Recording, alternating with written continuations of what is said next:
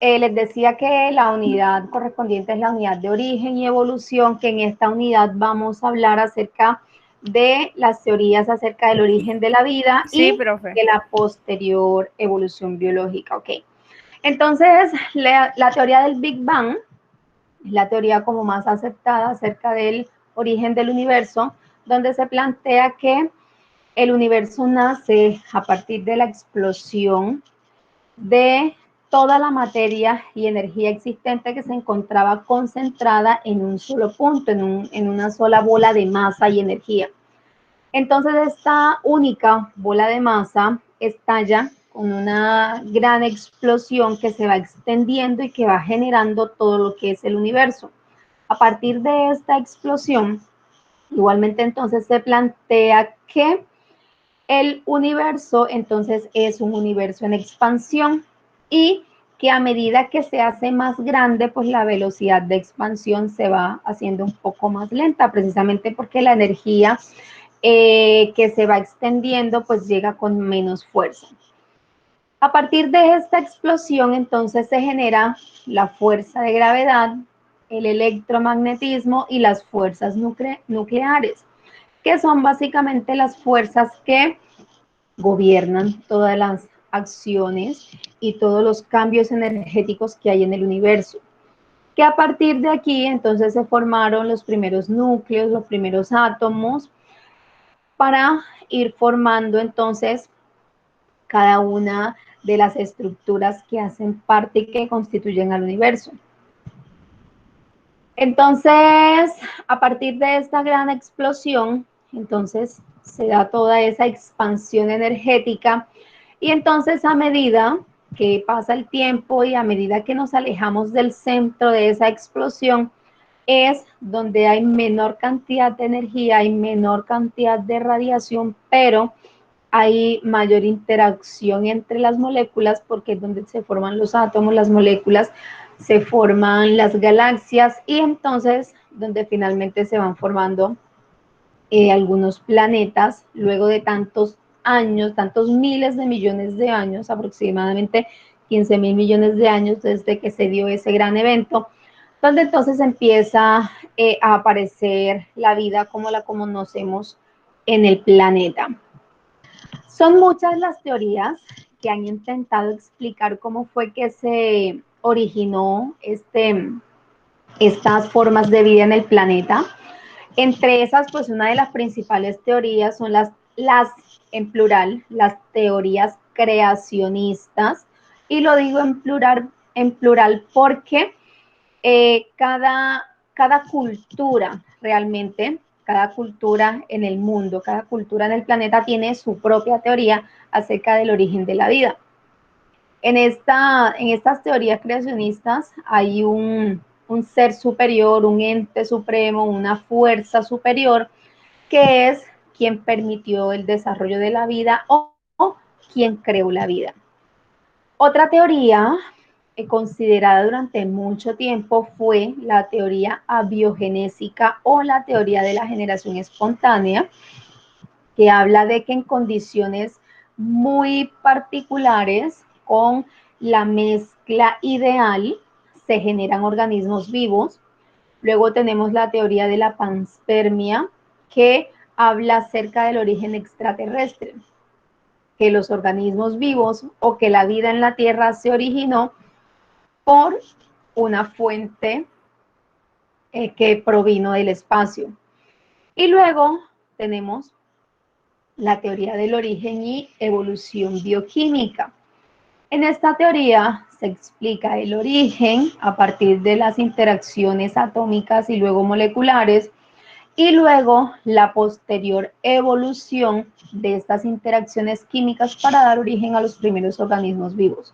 Luego estos primeros organismos vivos, estas primeras estructuras vivientes fueron evolucionando para generar la diversificación de especies que conocemos hasta hoy.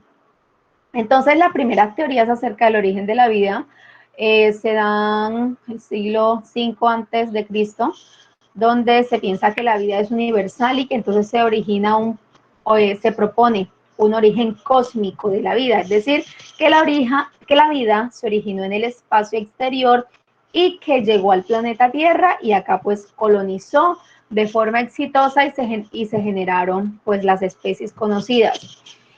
En el siglo XIX todavía se habla de que la vida fue fecundada por microorganismos procedentes del espacio. Entonces, estamos todavía defendiendo, miren, siglo XIX, todavía estamos defendiendo de que la vida en el planeta provino de un origen extraterrestre, de un origen externo a la Tierra.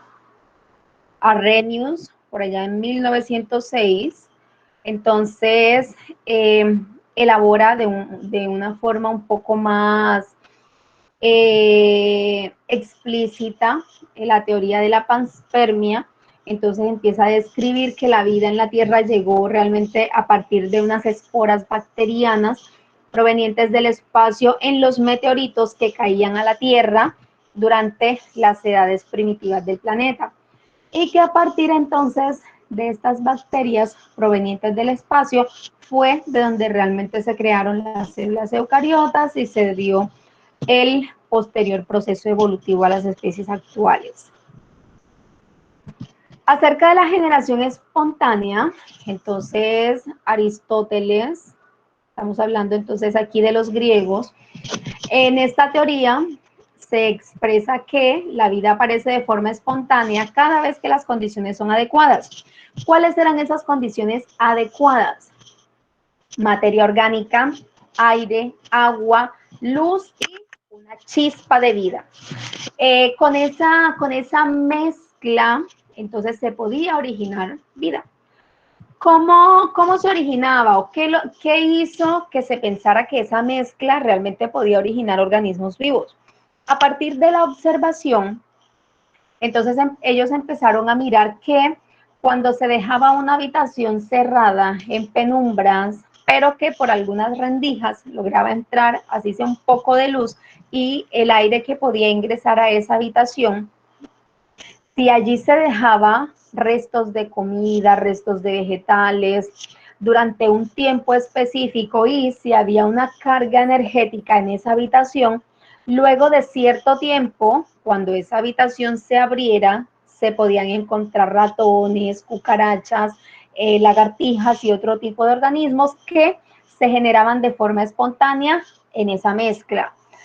En las tierras áridas, en las tierras secas, empezaron a ver que luego de una gran lluvia, cuando se formaban los lodazales, luego de algún tiempo empezaban a aparecer renacuajos, empezaban a aparecer gusanos, lombrices y otro tipo de organismos allí en esas aguas estancadas. Entonces, para ellos, esa mezcla de materia orgánica con materia inorgánica en presencia de luz y con la energía adecuada podía generar organismos vivos. Hasta el siglo XVII, entonces el señor Francisco Redi empezó a cuestionar un poco el hecho de que en esas condiciones y de la nada se generaran organismos vivos. Él hace su primer experimento donde coloca carne en unos recipientes tapados y en unos recipientes con tapa. Luego de algún tiempo, pues él dejó estos recipientes bajo las mismas condiciones de calor, de frío, en las mismas condiciones ambientales durante varios días expuestos a las mismas condiciones. La única diferencia era que unos recipientes tenían tapa y otros no. Para Redi, entonces luego de algún tiempo, cuando él empezó a revisar estos frascos o estos recipientes, encontró que en ambos recipientes la carne empezó a descomponerse, con la diferencia que en los recipientes que estaban sellados no habían moscas, pero en los recipientes que estaban sin tapa sí habían moscas, gusanos y otras cosas. En el siglo XVII también, Spallanzani replicó el experimento de Redi. A Redi lo criticaron porque, ya que los recipientes estaban tapados, a Redi le dijeron que eso impedía que la energía que estaba en el ambiente no podía ingresar al interior donde estaba la carne y que por eso allí no se originaban las moscas. Spallanzani hizo el mismo experimento, pero no utilizó tejidos grandes como carne. Él lo que hizo fue que preparó un caldo con restos de proteínas animales y vegetales. Básicamente hizo un caldo nutritivo, un caldo de carne. Los llevó a hervir, uno tapado, el otro sin tapa, y luego, bajo esas mismas condiciones, los dejó en reposo durante algún tiempo. Profe, Luego de qué pena, eso, profe, mira, dígame, se está fallando bastante su audio o no sé si es solamente a mí que me pasa. ¿el mío o es el de ustedes? Los demás, ¿cómo me escuchan? Yo lo escucho, profe. Profe, Yo también la yo escucho también la bien, profe. escucho bien. Yo lo escucho bien, profe. Bueno, si los demás me están escuchando bien, debe ser problema de tu internet que está fallando. De todas maneras, voy a acercar aquí un poquito más el micrófono. Si alguna cosa, igual me avisan. Bien, entonces, él les decía que el experimento de Spallanzani, pasado cierto tiempo, en el frasco que se encontraba sin tapar, empezaban a crecer microorganismos. En el recipiente que estaba tapado no crecía absolutamente nada. Sin embargo, nuevamente fue cuestionado el experimento porque los frascos estaban tapados. Entonces, eso evitaba el ingreso de las fuerzas energéticas. Siglo XIX, miren que eso no hace mucho. Estamos en el 21, pero realmente esto no hace mucho. En el siglo XIX, entonces, Louis Pasteur recreó nuevamente el experimento. En este caso, él nuevamente tomó los caldos de cultivo, los llevó a calentamiento hasta esterilizarlos, hasta asegurarse de que no hubiera ningún tipo de agente microscópico allí. Ya aquí existían los microscopios para verificar eso. Pero entonces hizo una pequeña variación en los recipientes. Algunos de los recipientes, estos recipientes son balones de vidrio. El vidrio es deformable con el calor. Entonces, él lo que hizo fue que sometió esto a calor y deformó la estructura del balón. Mientras unos balones mantenían el cuello recto, a los otros balones se los llamó balones cuello de cisne. Realizó el mismo experimento. En los balones agregó el caldo de cultivo, los sometió a esterilización y luego los dejó al aire libre durante el mismo tiempo determinado. Luego de ese tiempo, hizo la observación de la muestra dentro de ese cuello de cisne, dentro de ese balón, y se encontró que en los balones que mantenían el cuello recto habían aparecido microorganismos, mientras que en los balones que tenían el cuello de cisne no había ningún microorganismo en su interior y se había mantenido estéril. ¿Cuál fue la explicación? La explicación de Pasteur fue que en los frascos con el cuello recto, todas las partículas que se encuentran en el aire son capaces de ingresar a través de la abertura. Y esas partículas, al no encontrarse ningún obstáculo en el cuello, llegan directamente al caldo de cultivo, lo que favorece el crecimiento de esporas que están en el aire, esporas de bacterias y de hongos, que al encontrar las condiciones óptimas se desarrollan. ¿Qué pasó en los otros balones? Sencillamente, las mismas partículas en el aire ingresaron, pero como el cuello del tubo está deformado, estas partículas se fueron retenidas aquí en el cuello de cisne, en esa primera curvatura. Estas partículas, al no poder ingresar al caldo de cultivo, no fueron capaces de generar microorganismos y por lo tanto no generaron ningún tipo de contaminación en el medio. Entonces, a partir de aquí es donde se le da fin a la teoría de la generación espontánea. Entonces, ¿qué fue lo que demostró Pasteur? Demostró que ningún ser vivo, ni siquiera los microorganismos, son capaces de originarse a partir de la generación espontánea. Explica que los microorganismos se encuentran en cualquier lugar, es decir, no solamente en las superficies acuosas o sólidas, sino que los microorganismos también son capaces de dispersarse a través del aire. Y que además los microorganismos son los responsables de la descomposición de la materia. En los dos caldos de cultivo, al compararlos, en el caldo de cultivo donde habían los microorganismos, este caldo se empezó a degradar, se empezó a descomponer y se empezó a dañar precisamente por la presencia de los microorganismos, lo cual no ocurrió en aquellos caldos que estaban libres de microorganismos. Bien, entonces, las teorías modernas, las teorías actuales acerca del origen de la vida, pues involucran toda una serie de procesos químicos que buscan explicar cómo fue que se dio el origen de las primeras células. Porque en la teoría sobre el origen y la evolución de la vida, se explica que los primeros organismos vivos fueron organismos celulares. Entonces, las células son los organismos biológicos más primitivos, o fueron los más primitivos.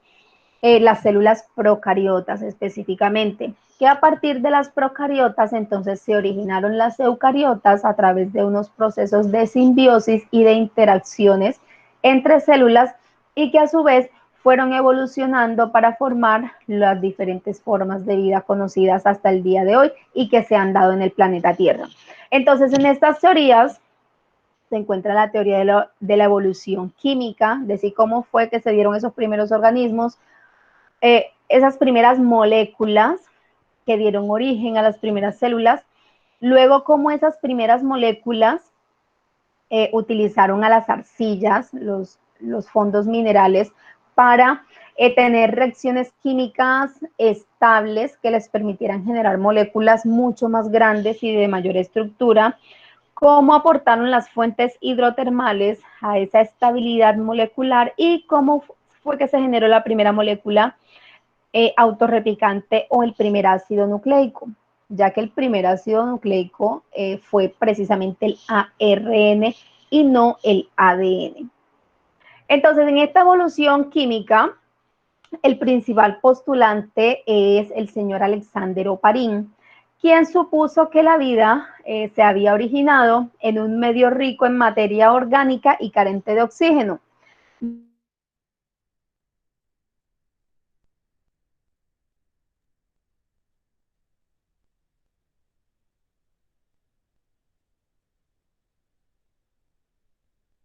Perdón.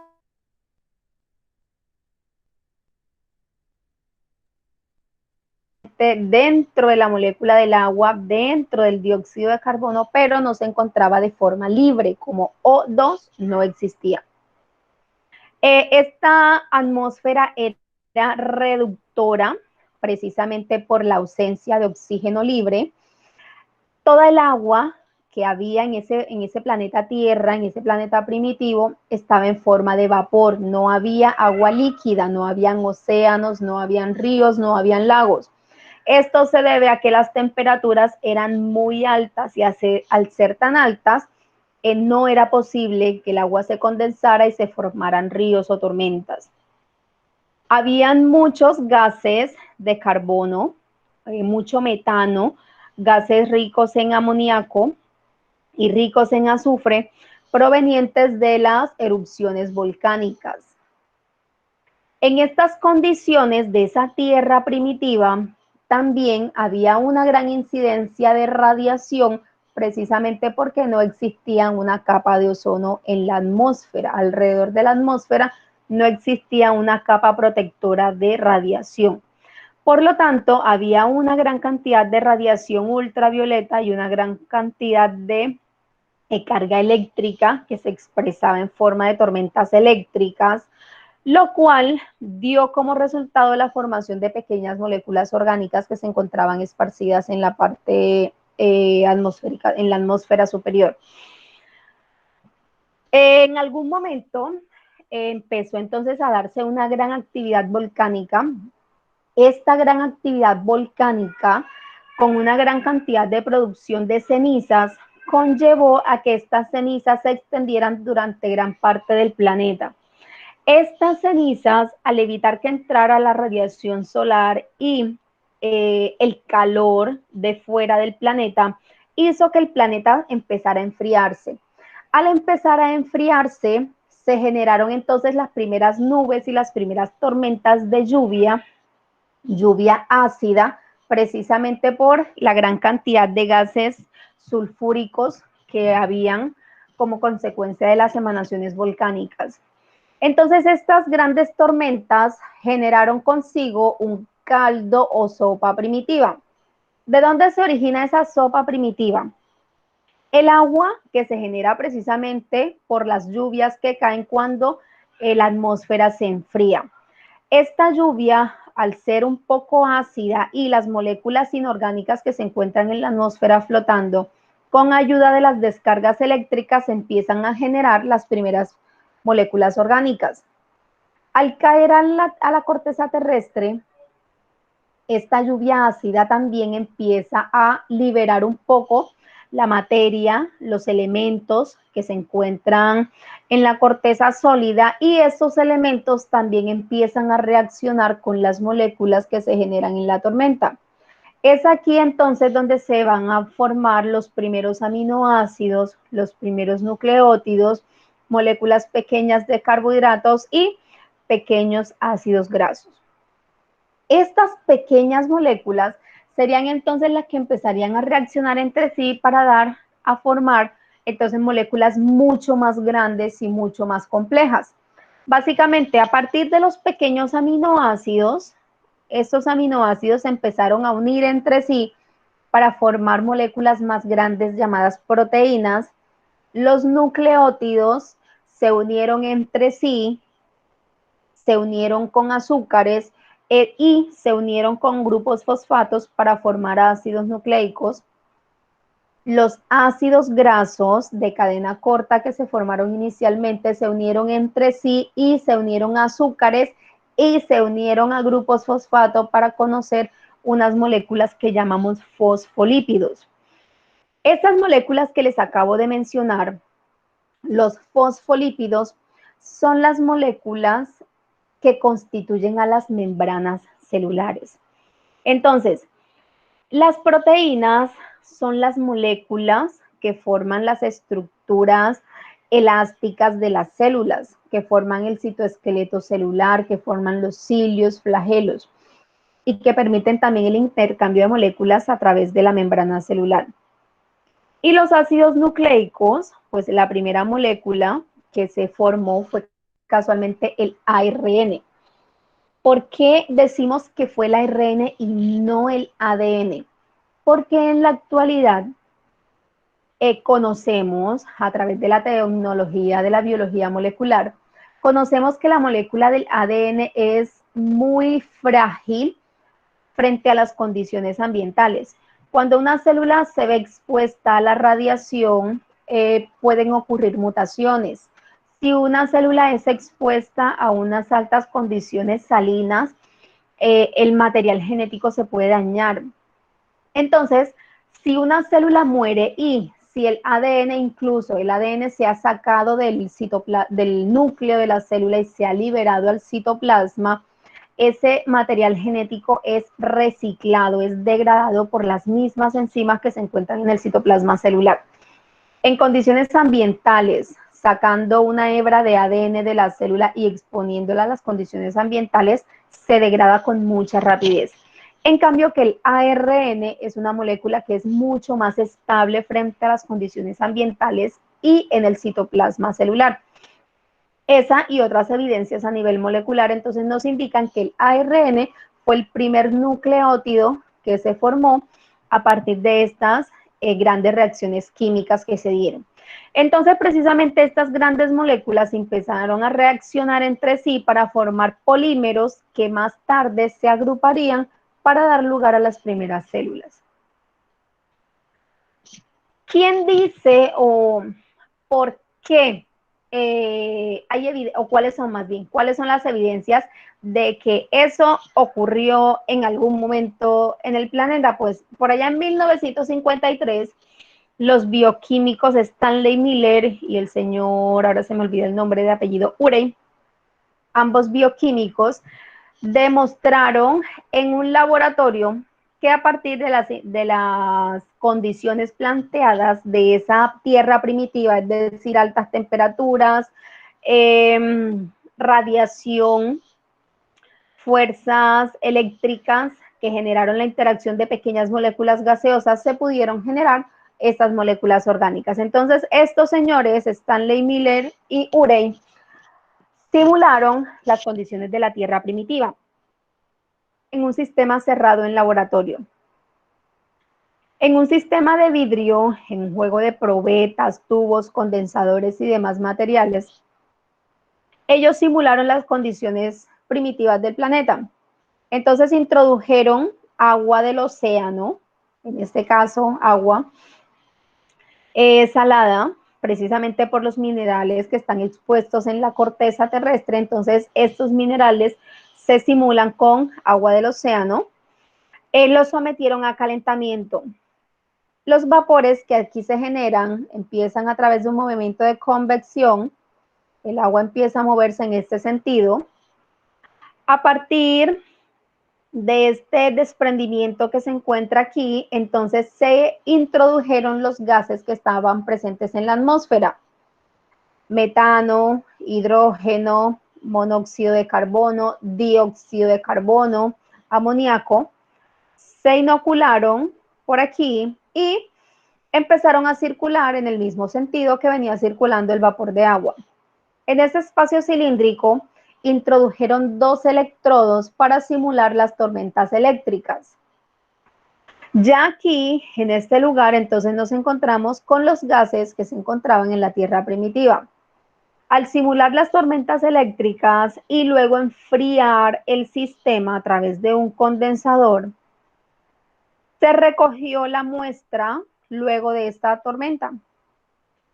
Al tomar la muestra de esta acumulación que se encuentra aquí, entonces nos encontramos con que a partir de la materia orgánica, de esta materia inorgánica, a partir de estas pequeñas moléculas gaseosas, se encontró que en este medio ya líquido se encontraron azúcares, se encontraron aminoácidos, se encontraron pequeñas cadenas de ácidos grasos que se formaron precisamente a partir de esos gases. Entonces, en el laboratorio se comprobó que las moléculas orgánicas sencillas se pueden generar a partir de moléculas inorgánicas en esas condiciones primitivas de la Tierra. Pero a partir de ahí, ¿y ahora qué? Bueno, a partir de aquí, entonces esas primeras moléculas orgánicas que se originaron en esas condiciones primitivas empezaron a interactuar entre ellas. Sin embargo, se necesitaría de algún agente catalizador para garantizar que estas reacciones químicas fueran estables. Es entonces cuando nace la teoría de la génesis mineral. En este caso lo que se propone es que las arcillas, que son bastante comunes y que cubrían prácticamente la mayor parte de la corteza terrestre, estas arcillas actuaron como catalizadores, actuaron como estabilizadores, facilitando así la formación de los polímeros, las moléculas más grandes. ¿Dónde se dieron estos procesos? Estos procesos se dieron en lugares, en las dorsales oceánicas, donde se garantizó un mantenimiento de temperatura y de condiciones con la cantidad de gases provenientes también de la corteza terrestre, manteniendo igualmente las altas temperaturas que favorecieron entonces el desarrollo más ágil, más rápido y con la mayor estabilidad de las moléculas orgánicas.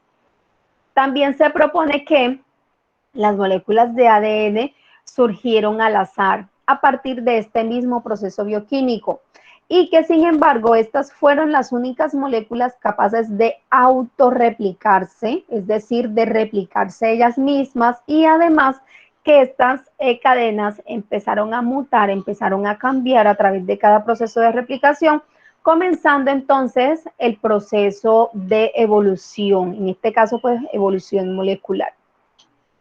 Ya cuando hablamos de célula, entonces hablamos de estructuras celulares mucho más complejas y que dependen de la formación de una bicapa lipídica. El proceso más importante para la formación de la célula fue precisamente la formación de la membrana celular. ¿Por qué? Porque la membrana celular cumple las principales funciones para mantener el equilibrio al interior de la célula, que son el intercambio de materia y energía con el exterior de la célula para garantizar que las condiciones internas sean favorables y que siempre hayan nutrientes disponibles para la célula. La membrana celular permite regular el interior de la célula en función de los cambios que puedan existir en el medio ambiente. Y además, estas estructuras entonces empezaron a reproducirse gracias al material genético, que en ese momento pues eran cadenas de ARN, que en algún momento mutaron hasta formar el ADN, y entonces el ADN fue mucho más exitoso en el proceso de almacenar la información genética y de garantizar los procesos celulares y los procesos reproductivos. Entonces, evolutivamente, las células procariotas son las células que dieron origen a estos primeros organismos vivos. Se caracterizan porque no tienen un núcleo diferenciado, su material genético se encuentra en el citoplasma, son heterótrofas, en este caso pues ellas toman la materia orgánica del suelo, y las primeras células procariotas no hacían fotosíntesis, eran anaerobias. Entonces, al no realizar fotosíntesis, eso quiere decir que no estamos produciendo oxígeno en el planeta Tierra, y son anaerobias precisamente porque no hay oxígeno. Entonces, como no hay oxígeno en el planeta, ellas no necesitan oxígeno para su metabolismo. Son células completamente anaerobias.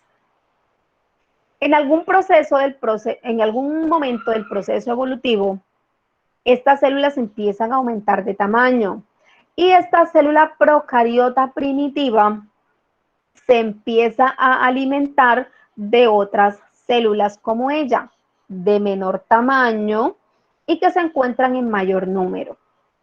Esta célula entonces es capaz, a través de un proceso de fagocitosis, de introducir a bacterias que son eficaces en el proceso de respiración oxidativa, y a esta célula la introducen en su sistema. El proceso digestivo, el proceso de digestión de esta célula que fue ingerida por diversos cambios ambientales, aumento de la temperatura, cambios en la radiación, no se da. Y entonces ocurre algo interesante, y es que se da un proceso de simbiosis entre estas dos células. La célula pequeñita, ya que ella hace el proceso de respiración oxidativa, ella es capaz de producir moléculas que a la célula grande, al procarionte primitivo mayor, le sirven como fuente de energía. Y a cambio de esas moléculas, entonces el eucarionte primitivo le ofrece a esta pequeña célula la materia orgánica que ella necesita para fabricar esas moléculas. Entonces se genera una relación simbiótica donde se produce o se genera la estructura que hoy conocemos como mitocondria. Entonces, la mitocondria produce la materia orgánica necesaria como combustible para la célula, y la célula le brinda a la mitocondria la materia que necesita para generar ese proceso y para reproducirse. ¿Cuáles son las evidencias actuales de que la mitocondria de las células eucariotas fue una bacteria en el pasado que fue engullida por un procarionte primitivo? Que precisamente las mitocondrias son los organelos celulares que tienen su propio ADN. Ese ADN de la mitocondria tiene forma circular, exactamente igual al de las procariotas. Tienen un metabolismo propio, son capaces de reproducirse, es decir, cuando la célula se reproduce por completo, el proceso de producción de los organelos es inherente, está ligado al desarrollo de la célula. Pero en el caso de la mitocondria por sí sola es capaz de reproducirse a través de un proceso que se llama fisión binaria. Y las bacterias se reproducen a partir de fisión binaria. Otra evidencia es que en el interior de las mitocondrias hay ribosomas y estos ribosomas son exactamente iguales a los ribosomas de las células procariotas. Las mitocondrias tienen dos membranas, una membrana externa, que es la evidencia de la membrana que engulló a ese procarionte primitivo, y una membrana, la de afuera, la membrana externa, es exactamente igual a la membrana plasmática de la célula y es la evidencia de que fue engullida. Y la membrana interna es una membrana que está plegada, es decir, esta membrana que sería la membrana original de la célula y se pliega por efecto del proceso de fagocitosis. La mitocondria mantiene su membrana original y esa membrana tiene exactamente las mismas proteínas de transporte y las mismas composiciones que tiene una célula proeucariota normal. Entonces, a partir de este proceso, que se llama la teoría endosimbiótica, esta teoría es la que explica cómo las células procariotas primitivas pudieron convertirse en células eucariotas. Esta teoría explica el origen de las mitocondrias, el origen de los cloroplastos. Hay algunos incluso que van más allá y que intentan vincular el origen del núcleo también de la misma forma. Sin embargo, aún no se explica muy adecuadamente la cantidad de material genético que pueden presentar los núcleos de las eucariotas, porque a diferencia de la procariota, que tiene una sola cadena de ADN, los núcleos de las eucariotas tienen muchas cadenas de ADN y además es lineal. Tal vez decir que los cloroplastos también tienen su propio material genético, tienen sus propios ribosomas y también se reproducen de forma independiente al resto de los organelos celulares. Entonces, una vez se formaron estas primeras células, se da entonces un periodo de diversificación. Estas primeras células fueron anaerobias. En algún momento aparecieron las primeras cianobacterias, que son las primeras células fotosintetizadoras, y estas células empezaron a generar grandes cantidades de oxígeno. Eso quiere decir que la atmósfera empieza a cambiar. Ya no es una atmósfera reductora, sino que se va transformando a una atmósfera oxidante con grandes cantidades de oxígeno. Esto afecta en gran manera a las células, a los primeros organismos celulares, porque son anaerobios. Entonces, empieza a morir una gran cantidad de células y estas células también empiezan a evolucionar para adaptarse a un nuevo ambiente con oxígeno.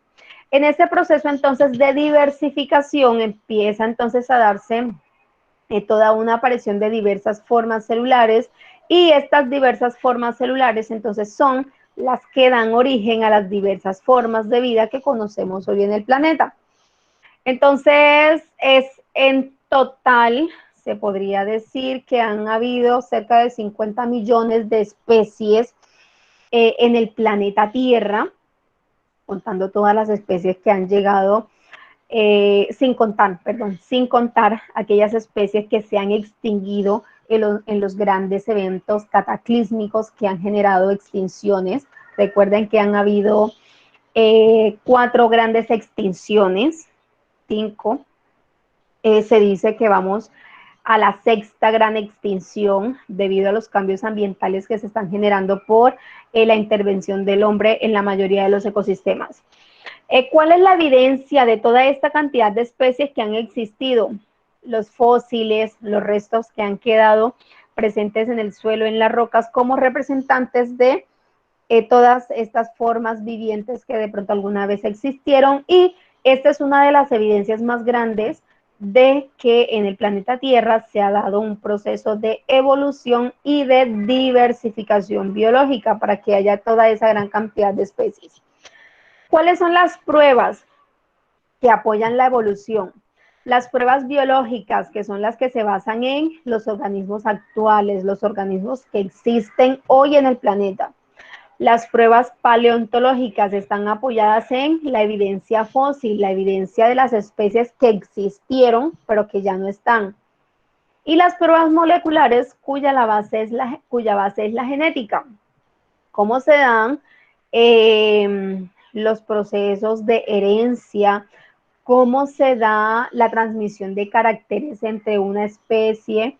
¿Cómo se da esa transmisión de caracteres de una generación a otra dentro de una población, o por qué algunos caracteres predominan más que otros? Entonces, todas esas características apoyan las teorías evolutivas. Entre las pruebas biológicas tenemos las homologías. Las homologías son aquellas estructuras, son aquellas características que hacen referencia a las estructuras corporales de los organismos que, si bien no cumplen la misma función, tienen el mismo origen embrionario y además el mismo origen evolutivo, es decir, que tienen un ancestro común. Entonces comparemos, aquí tenemos la ballena, entonces tenemos la extremidad anterior de la ballena, es decir, la aleta, la extremidad anterior del humano, es decir, el brazo, la extremidad anterior de un lagarto y la extremidad anterior de un ave.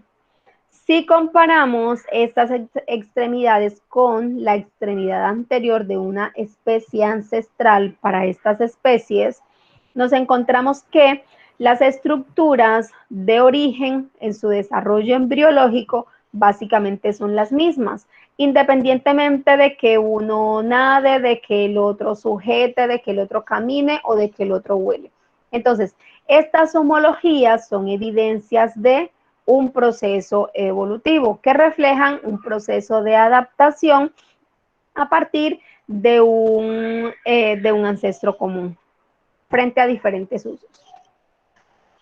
Otra evidencia son los órganos vestigiales. Son aquellos órganos del cuerpo que aparentemente no tienen ninguna utilidad en la actualidad, pero que en un ancestro común,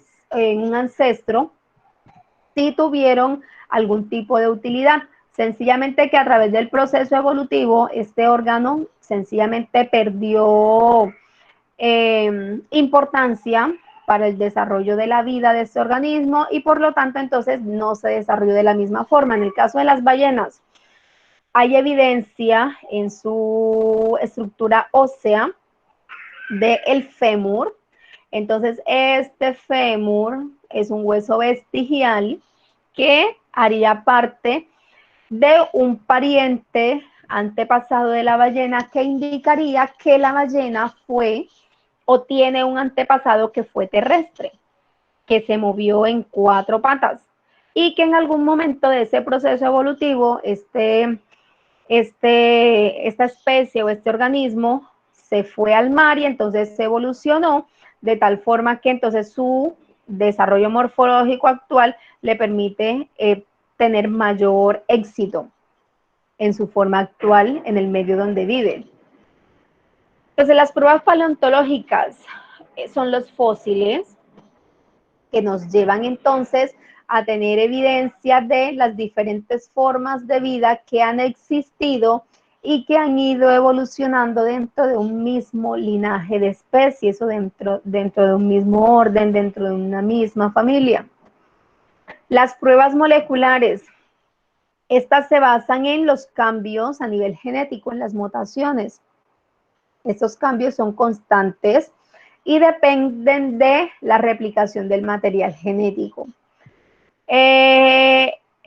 ¿Cómo o qué evidencias más bien hay al respecto?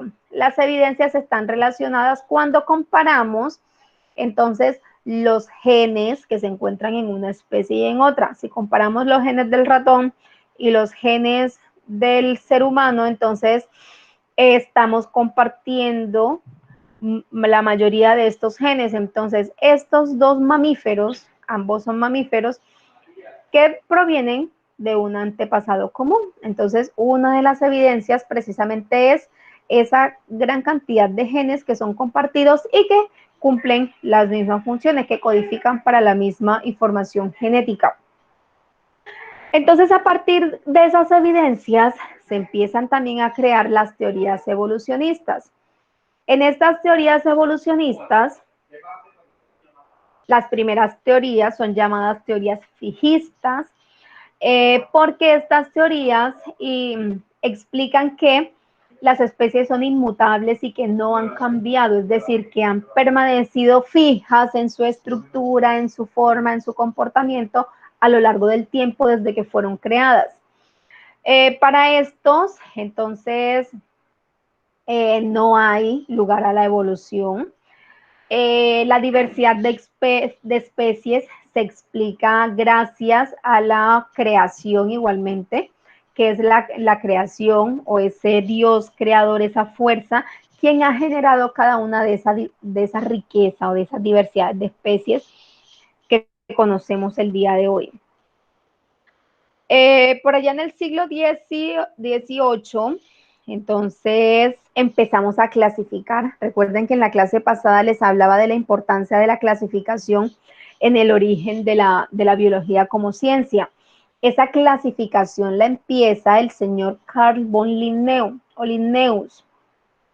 Este señor empieza entonces a clasificar las especies precisamente por explicar que no hay evolución y que las especies se han mantenido constantes a lo largo del tiempo. Entonces él empieza a clasificar de acuerdo a la forma, de acuerdo al tamaño, de acuerdo a la reproducción, de acuerdo a si se desplazan, si no se desplazan. Entonces, con estas semejanzas y diferencias, el señor Linneo es quien empieza con el trabajo de la clasificación biológica. Y él considera que las especies cambian, pero que cambian a través de transformaciones que precisamente están ligadas a la capacidad de éxito que tienen estas especies, y que las especies que tienen éxito en su diseño de creación son las que se mantienen, y las especies que fueron creadas pero cuyo diseño no es exitoso, entonces son las que se van perdiendo. Y así Linneo explica los fósiles. Luego entonces empezamos a estudiar un poco más el tiempo geológico, empezamos a indagar un poco más sobre estos fósiles y empezamos entonces a tratar de construir una historia geológica de la Tierra, teniendo como base los fósiles de los dinosaurios, los fósiles tanto de dinosaurios, también de plantas. De las plantas también hay fósiles. Entonces, a través de esta información de fósiles empezamos a tratar de construir capa por capa la historia de la vida en la Tierra. Y entonces empezamos a crear que esos cambios que se han dado entre las especies realmente han llevado muchos años, muchos tiempos de vida, que lo que explica el fijismo. Para el fijismo no han habido cambios sucesivos luego de la creación. Entonces empezamos a explicar que estas especies de fósiles ya no están porque han habido cataclismos que han llevado a la destrucción de las especies, a la extinción y entonces a generar nuevas especies a partir de esta desaparición de especies, o que sencillamente se habrían salvado regiones muy pequeñas del planeta de estos eventos y que estas pequeñas regiones entonces se convirtieron como en refugios, a partir de donde se generó entonces las nuevas poblaciones que repoblarían nuevamente el planeta una vez que se fueran reacomodando las condiciones de vida.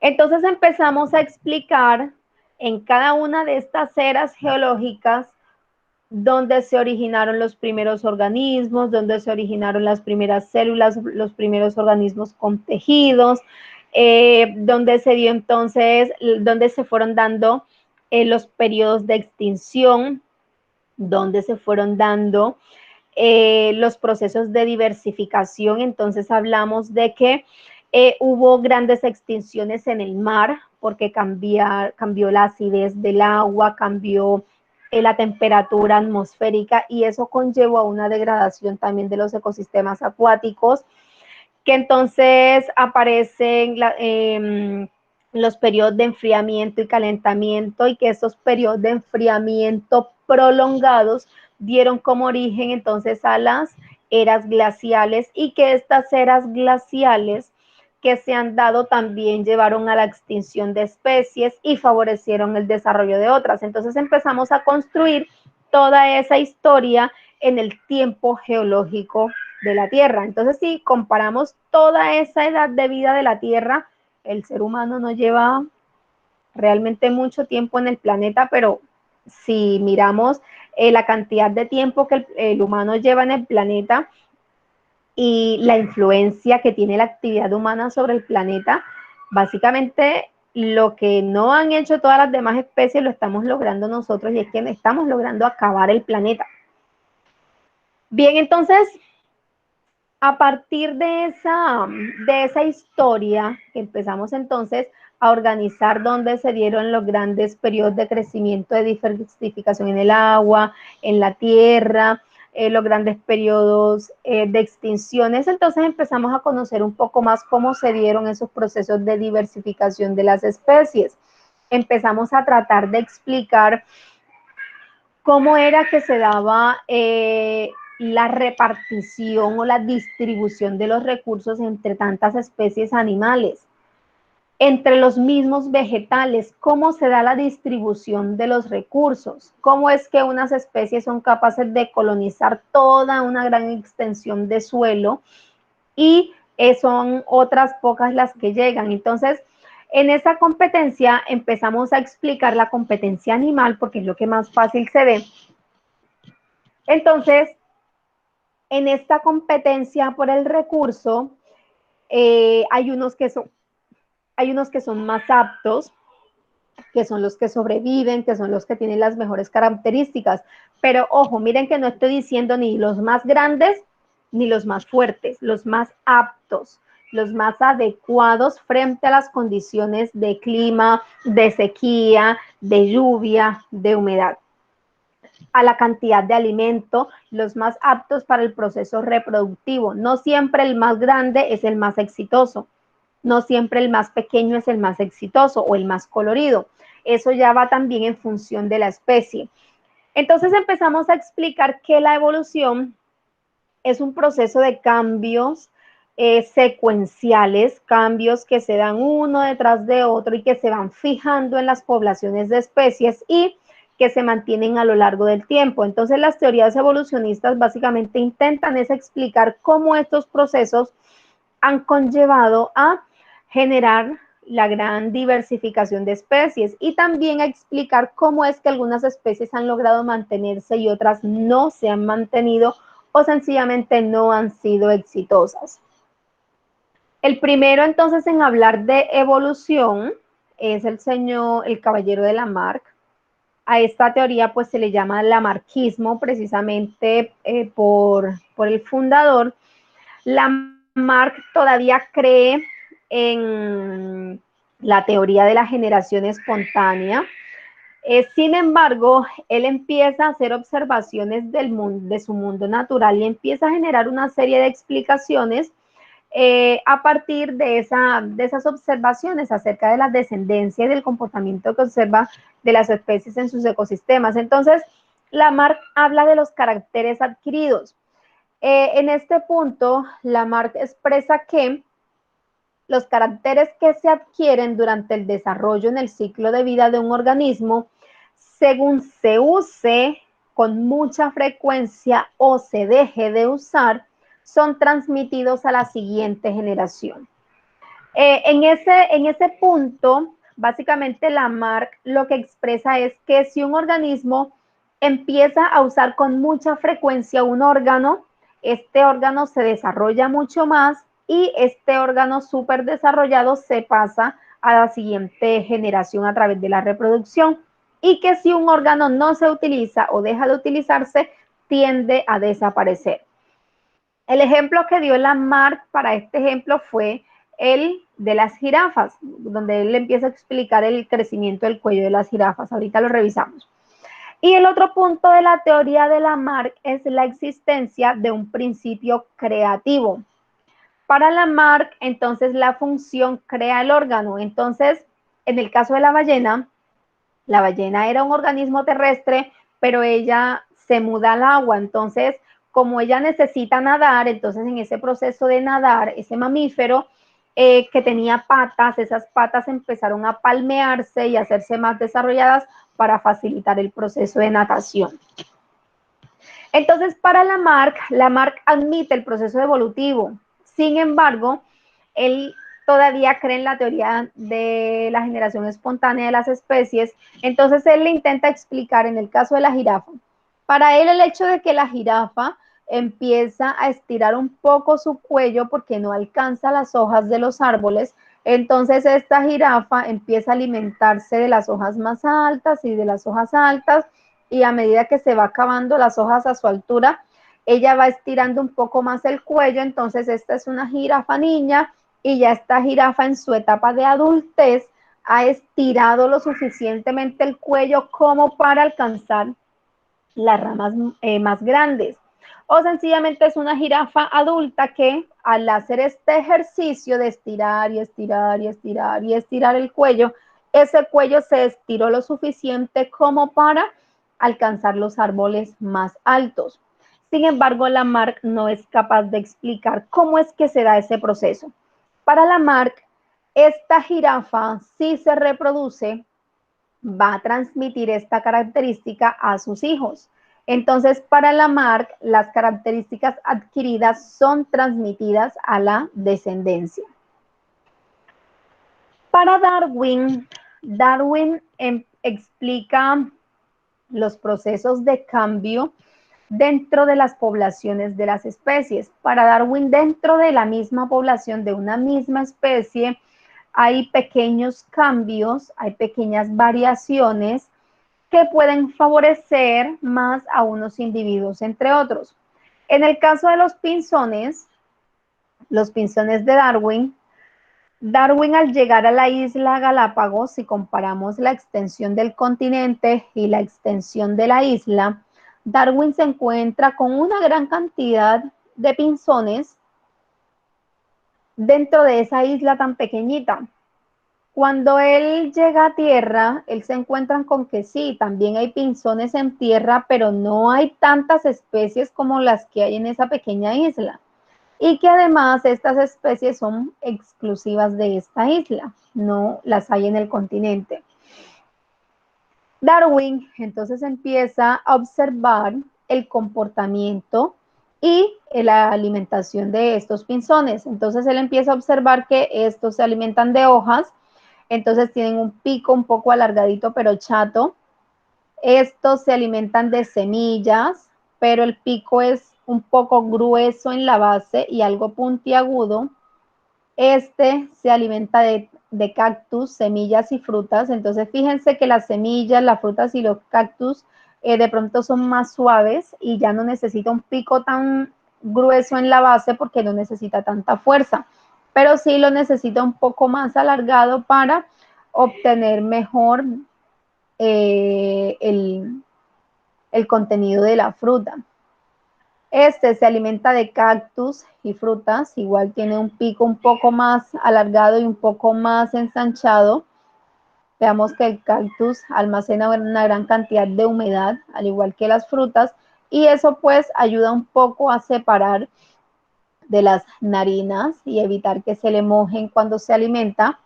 Por acá tenemos otros que se alimentan de pequeños insectos, entonces fíjense que ya la forma del pico es un poco diferente, es un poco más alargado y tiene como un piquito en la parte, en la puntica. Este se alimenta de frutas, entonces vemos un pico un poco más fuerte, corto, pero mucho más fuerte. Este se alimenta de semillas, aquí este se alimenta de insectos. Además de eso, podemos ver que unos son de color muy oscuro y otros son de color un poco más claro. Los que son de color muy oscuro son nocturnos, los que son de un poco más claro son diurnos. Los que se alimentan de frutas, por lo general se encuentran en las copas y en las ramas de los árboles. Los que se alimentan de semillas los encontramos en el suelo. Los que se alimentan de insectos también los solemos encontrar en el suelo e incluso en los troncos. Entonces, fíjense que hay una gran cantidad de recurso alimenticio y Darwin explica que de una única especie que se originó en esta isla, esa única especie, al ser un espacio, un área tan pequeñita, empezó entonces a buscar diferentes fuentes de alimento y esas diferentes fuentes de alimento conllevaron a que esos organismos fueran evolucionando en especies diferentes.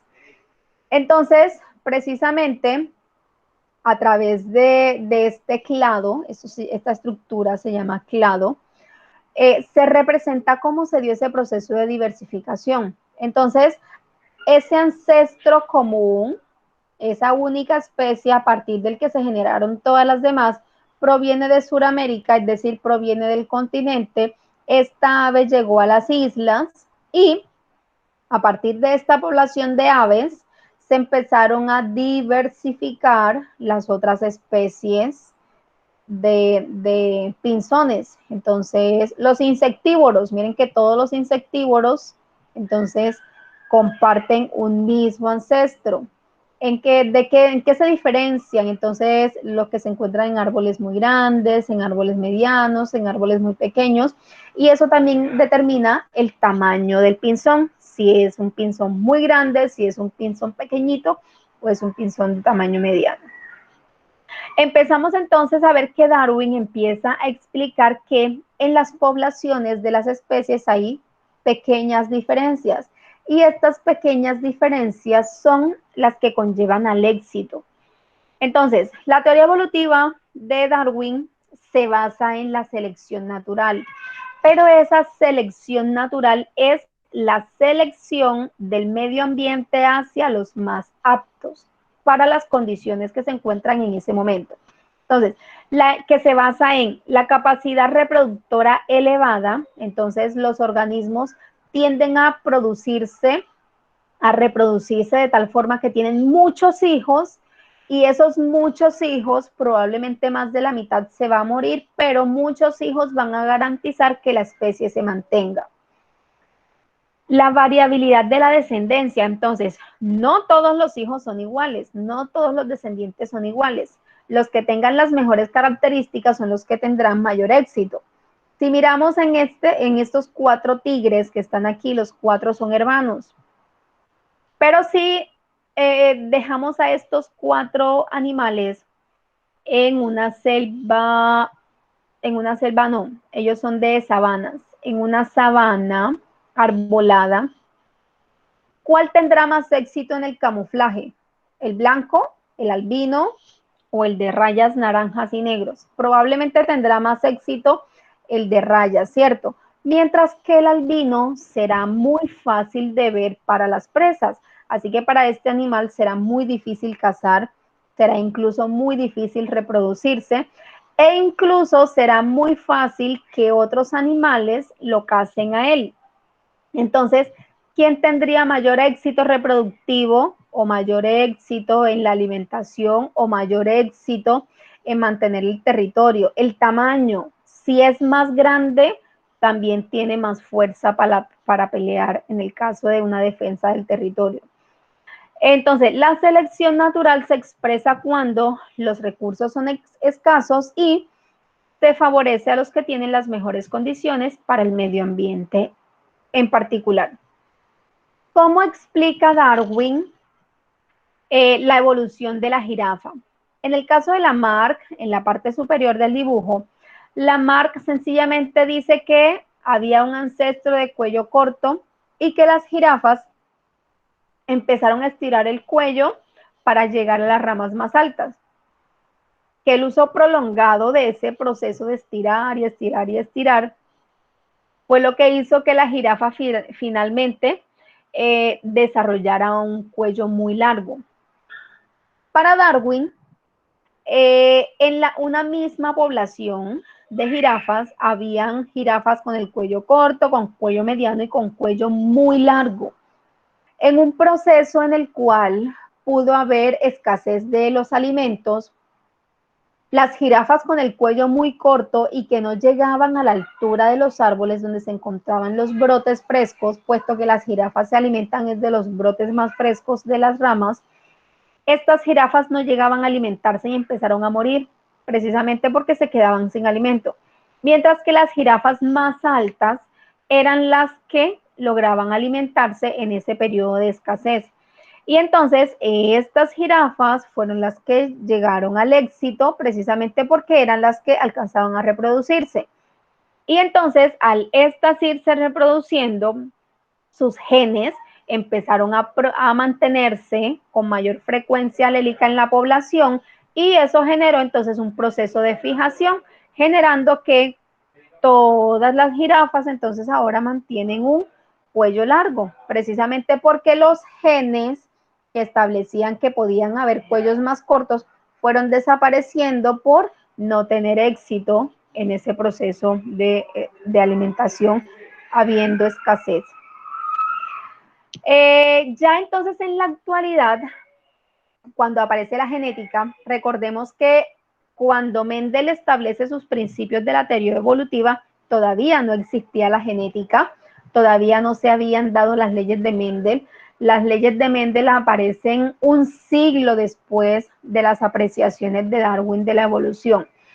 Entonces, cuando aparecen las leyes de Mendel, cuando se empieza a desarrollar un poco más la bioquímica y la biología molecular, entonces la genética, la biología molecular empieza a explicar y a estudiar también la teoría evolutiva, encontrando entonces puntos de apoyo para la teoría darwinista. Entonces a esto se le llama el neodarwinismo o teoría sintética de la evolución, porque sintetiza la selección natural de Darwin, la paleontología, los estudios en sistemática, la bioquímica, la biología molecular y la genética. Entonces, la teoría sintética de la evolución conlleva que, dice que entonces la evolución se fundamenta en que las especies cambian a través del tiempo, estando emparentadas entre sí al descender de antepasados comunes. Entonces, básicamente,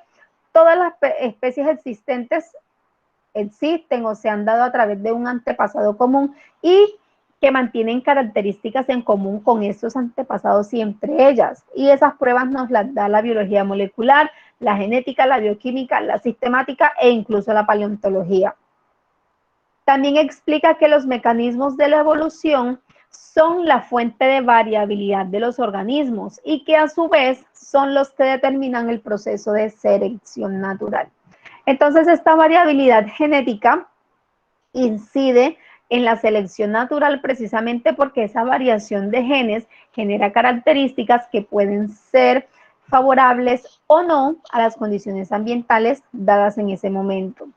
Y además dice que las relaciones de parentesco que están establecidas entre unos organismos y otros en función del tiempo hacen parte de la historia de la evolución de esa especie o grupo de especies. Entonces, resumiendo, el neodarwinismo, o que es derivado en la teoría sintética de la evolución, es apoyado por la genética, la paleontología y la sistemática. Rechaza la teoría de los caracteres adquiridos propuesta por Lamarck.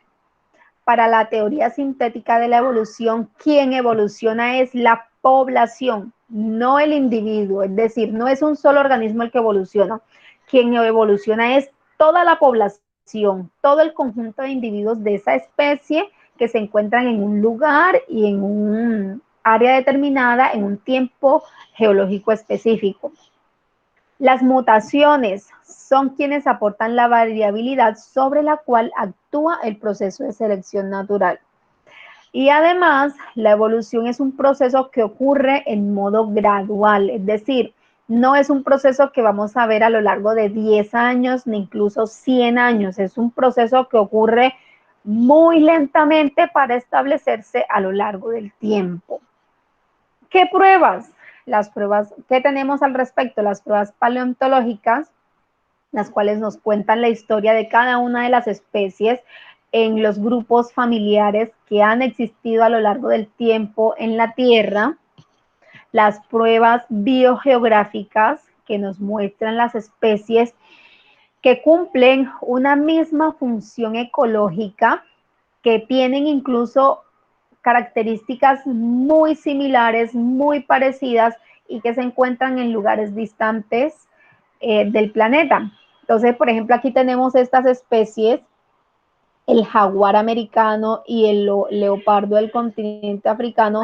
Son dos especies que son muy parecidas en cuanto a la forma, en cuanto al tamaño, en cuanto al color, en cuanto a la forma de vida dentro de su ecosistema. Sin embargo, son dos especies que nunca se han cruzado porque están en dos continentes separados. Sin embargo, en la teoría de evolución terrestre de la Tierra como tal, se considera que estos dos continentes en algún momento estuvieron unidos. Entonces, estas especies se generaron de un ancestro común que se encontró en toda esta región. El armadillo en ambos continentes, igualmente, misma estructura, mismo desarrollo, misma historia biológica. El rinoceronte y el tapir americano, el mono platirrino con el mono catarrino. Entonces son especies que las encontramos en lugares geográficos donde decimos que jamás en la vida se han tocado entre ellas, que no hay ningún tipo de vínculo, pero que sí tuvieron un ancestro común, ya que estas tierras en algún momento histórico estuvieron unidas y por lo tanto se generaron en forma distinta en dos continentes separados, pero a partir de un mismo ancestro. Las pruebas anatómicas, entonces anatómicamente ya miramos los órganos homólogos, que son los que cumplen una función distinta, pero que anatómicamente su desarrollo embriológico proviene del mismo grupo de células embrionarias. Los órganos análogos, entonces es al revés, cumplen la misma función, pero tienen distinto origen estructural. Y los órganos vestigiales, que son los órganos que ya no cumplen ninguna función, pero que todavía hay vestigios de su presencia en el organismo, como en este caso, esto es una boa. Entonces, en esta boa hay evidencia de que hubo alguna vez una extremidad anterior, es decir, que por aquí hubo una patica que lo ayudaba a caminar antes de convertirse completamente en un organismo reptante. A nivel embriológico, entonces, describimos el desarrollo embriológico de diferentes grupos de especies y entonces podemos ver que en cada una de estas especies los pasos que conllevan al desarrollo final de la especie son muy parecidos. Entonces, hay una afirmación que dice que la ontogenia recapitula la filogenia, es decir, la ontogenia es el desarrollo embriológico, la filogenia es el desarrollo evolutivo. Entonces, esa frase de que la ontogenia recapitula la filogenia, lo que quiere decir es que el desarrollo embriológico cuenta toda la historia del desarrollo evolutivo de esa especie. Las pruebas biomoleculares, entonces a nivel molecular, cuanto más parecidos son los organismos entre sí, más coincidencias existen entre las moléculas que los forman. Entonces, en este caso, en este ejemplo, se compara la globina, una globina es una proteína transportadora, se compara la globina del ser humano con otras especies animales. Entonces, miren que hay una similitud en cuanto al parecido molecular de esa molécula del 95% de la globina de un chimpancé con el ser humano, del 87% si comparamos esa globina del ratón con la globina del ser humano, del 69% con una gallina, un gallo, del 57% con anfibios, y del 14% con peces. Entonces, Cuanto más cercano es evolutivamente la especie, entonces hay mayor similitud de forma molecular. Entonces, ¿cuáles son los mecanismos de la evolución? Básicamente son dos: la variabilidad genética y la selección natural. La variabilidad genética porque brinda todas las características posibles que se pueda generar en esa población de especies. Y la selección natural porque va a seleccionar o va a favorecer las mejores características que se adapten a esas condiciones en particular. Entonces, en el caso de la variabilidad genética, nuevamente aquí tenemos el ejemplo de los hermanitos tigres. Entonces, ¿quiénes tendrán mayor éxito en reproductivo, mayor éxito en la cacería, mayor éxito en el camuflaje? Probablemente estos dos. Mayor éxito, probablemente el más naranja. ¿Por qué? Porque tendrá mayor éxito a nivel de camuflaje. Si estos tigres habitaran una región nevada, tendrían más éxito entonces los más blancos. Este blanquito que casi no tiene rayas porque se camuflaría con más éxito. Entonces, la selección natural está relacionada con las características genéticas propias de los organismos y el éxito que puedan tener esas características en las condiciones ambientales precisas. Y esta variabilidad genética, ¿por qué se da? Se da a través de las mutaciones, que no es otra cosa que cambios que se producen en el ADN y que afectan la expresión física de los genes.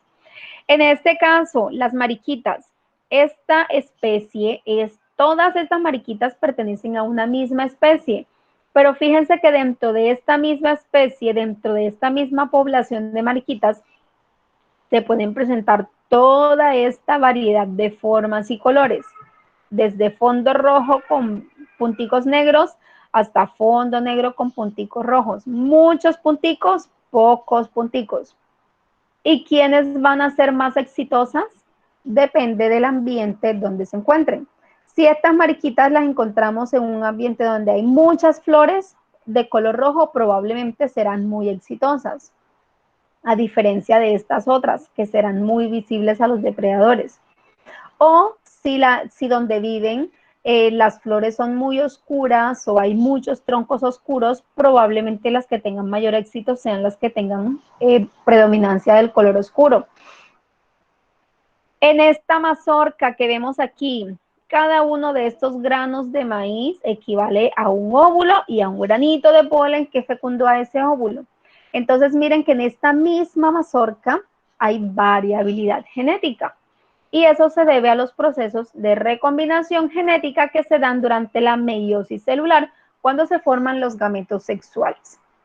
Entonces, si comparamos la selección natural, entonces es el proceso por el cual de forma natural se seleccionan las mejores combinaciones genéticas para el medio ambiente en donde se encuentre ese organismo.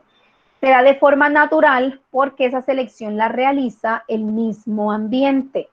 ¿A qué conlleva? Conlleva el proceso de adaptación, conlleva la especiación y conlleva a la diversificación de especies. De forma artificial, el ser humano también puede hacer procesos de selección. Y este proceso de selección, que llamamos selección artificial, lo realiza el hombre desde sus inicios, desde cuando se empezó a agregar, a formar poblaciones, cuando empieza a seleccionar las mejores semillas para alimentarse, los mejores animales, y entonces a partir de esa selección artificial, el hombre ha generado nuevas razas de animales. Entonces consideremos las razas de perros. Las diferentes razas de perros se han dado precisamente porque los criadores han seleccionado ciertas características para dotar a sus perros que sean más grandes, que tengan más pelo, que sean más agresivos o que sean más dóciles, dependiendo de pues lo que ellos deseen. En el ámbito de la agricultura, igualmente la selección artificial es lo que ha llevado a seleccionar las mejores semillas, los mejores granos para tener mejores recursos. Entonces, evolutivamente, ¿cómo se da ese proceso de evolución? Hay varios mecanismos que están ligados y que conllevan precisamente a ese proceso evolutivo: la especiación, la divergencia, la convergencia, la coevolución. La especiación, entonces, es el proceso mediante el cual una población de especies da lugar a nuevas poblaciones a través de un proceso que puede ser de aislamiento. La radiación es un proceso evolutivo que conlleva la formación de varias especies, pero dentro de un mismo lugar para llenar varios nichos. Este caso de radiación adaptativa explicaría la evolución de los pinzones de Darwin. En el caso de la especiación, eso podría explicar la aparición de las especies en los continentes africano y americano luego de la separación de los continentes. Luego tenemos otro mecanismo que es de la convergencia evolutiva o paralelismo, que es un proceso que se da de forma independiente. Sencillamente, las formas pueden ir evolucionando de forma independiente hasta llevar a una misma característica. Y luego tenemos la coevolución, que es cuando entonces dos o más especies evolucionan y se adaptan a las condiciones ambientales. Entonces podemos decir que los procesos biológicos del planeta se han dado a través de un proceso de coevolución, porque tenemos muchas especies que han logrado adaptarse a una gran cantidad de condiciones ambientales en el planeta para lograr llenar todos esos nichos a nivel evolutivo. Muy bien, chicos. Preguntas.